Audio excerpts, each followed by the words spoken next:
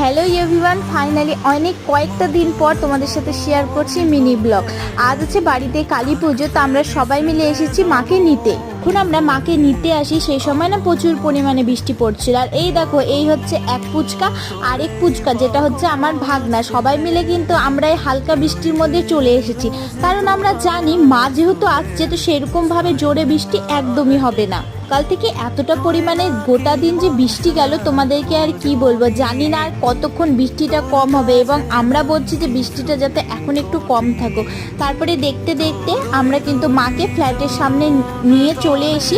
আসার যখনই আমরা মাকে ভিতরের এন্ট্রি নিই, তারপরে কিন্তু ঝমঝম করে বৃষ্টি নেমে যায়। মানে মায়ের মহিমা দেখো, যতক্ষণ মা পথে ছিল ততক্ষণ কিন্তু ছিটাফোটায় বৃষ্টি ছিল, আর ফ্ল্যাটে ঢুকানোর পর প্রচণ্ড পরিমাণে বৃষ্টি চালু হয়ে গেছে। তোমরা আমাকে কমেন্ট করে জানাবে তোমাদের ওখানে কেমন বৃষ্টি হচ্ছে এবং কোথায় কোথায় থেকে তোমরা আমার ভিডিওটা দেখছো।